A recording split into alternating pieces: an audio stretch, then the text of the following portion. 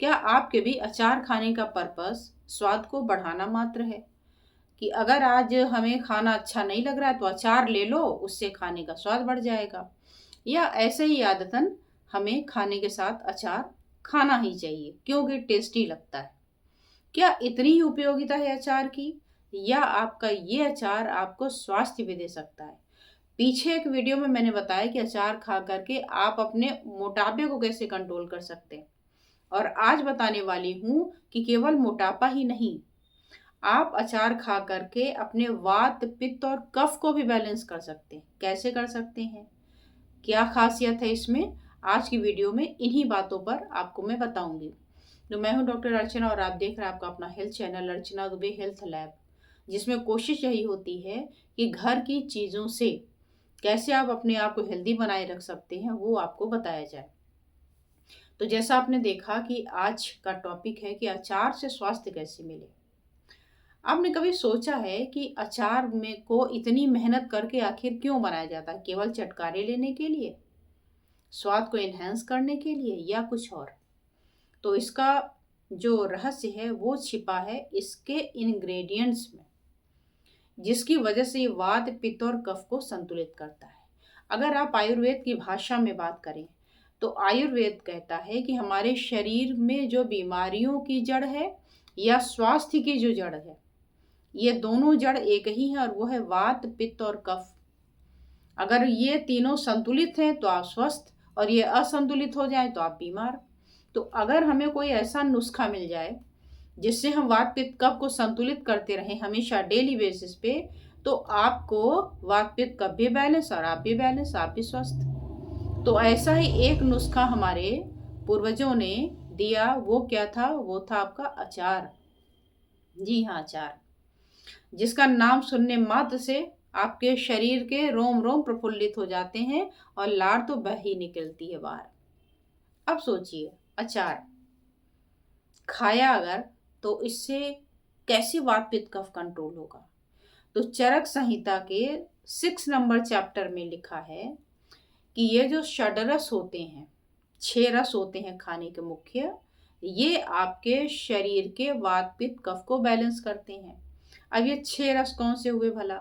ये हुआ आपका मधुर यानी मीठा, अम्ल यानी खट्टा, लवण यानी नमकीन, तिक्त माने तीखा, कषाय माने कसैला जैसे आपका आंवला, और कटु, कटु माने कड़वा, नीम, करेला, मिर्च, आंवला, ये सारे आपके आते हैं तिक्त में, कषाय में और कटु में।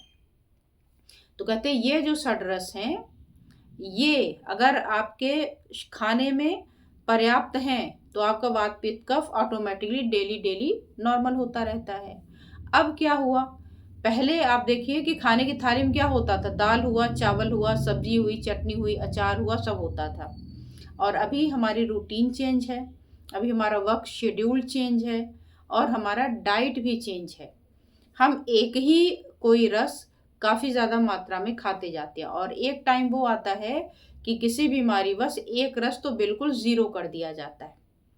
अगर आपको शुगर हो गई तो आपका जो मधुर वाला रस है वो गायब कर दिया जाएगा। अगर आपका बीपी है तो आपका लवण वाला कम हो गया। तो एक बार अगर ये श्रृंखला चल गई तो हम जाने अनजाने और बीमार होना शुरू हो जाते हैं। तो अब ये षड रस कैसे वात पित्त कफ को कंट्रोल करते हैं? तो जैसा मैंने बताया कि चरक संहिता के 6 अध्याय में लिखा हुआ है कि जो वात है ये कंट्रोल किससे होता है? मधुर, अम्ल और लवण से, यानी मीठे से, खट्टे से और नमकीन चीज अगर ये मिली हुई जिसमें होगी तो वो वात को शमन करेगी।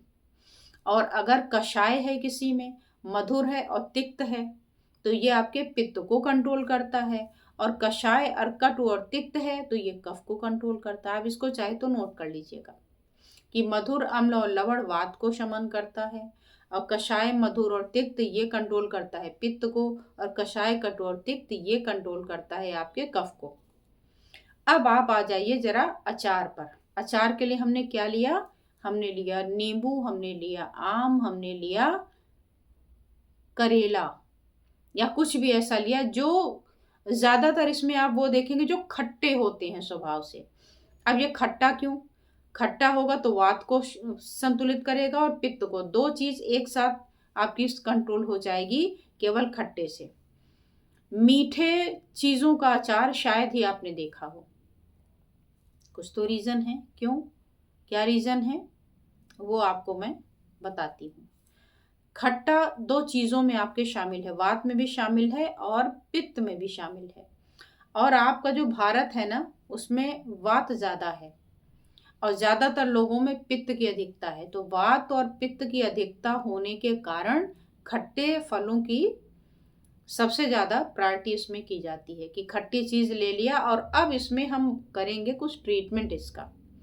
तो ये अचार नहीं है, ये आपकी दवाई है, मेडिसिन है, जिसे खा करके आप अपने आप को स्वस्थ कर सकते हैं। अब देखिए इसमें क्या हुआ।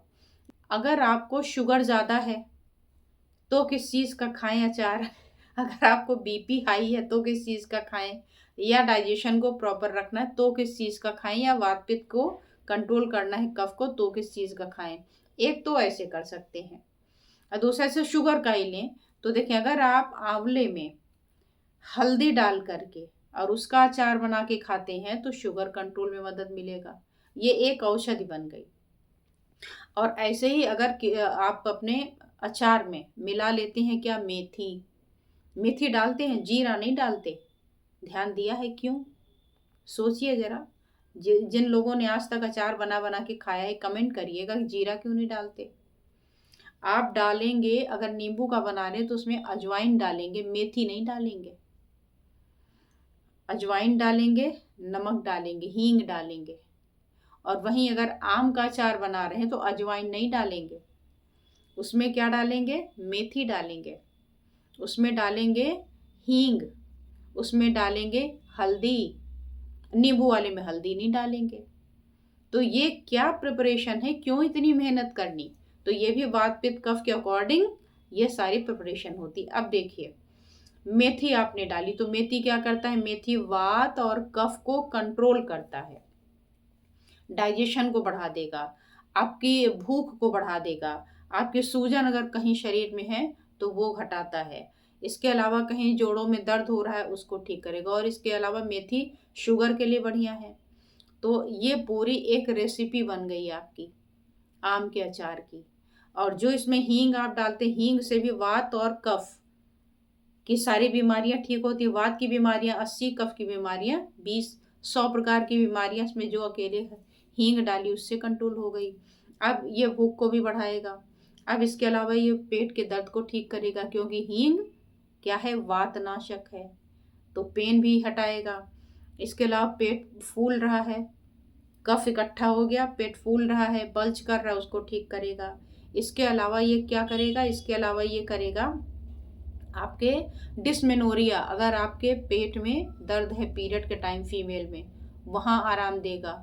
और साथ ही आपकी इम्यूनिटी अगर कमज़ोर है तो उसमें विटामिन सी चाहिए तो विटामिन सी देगा। तो ये जाने अनजाने आपका वैक्सीन देने का काम कर रहा है कि आप इसको खाइए और आपका इम्यून सिस्टम बूस्ट हो जाएगा और फिर आप किसी भी रोग से आसानी से लड़ सकते हैं।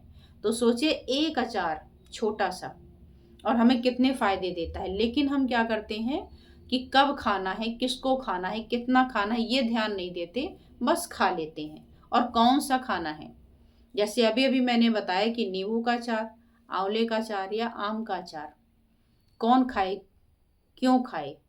क्या आप अचार खाते समय सोचते हैं, या आप अपने जीभ को प्रायोरिटी देते हैं कि नहीं, नींबू वाला आज खाने का मन कर रहा है इसलिए खा लेते हैं?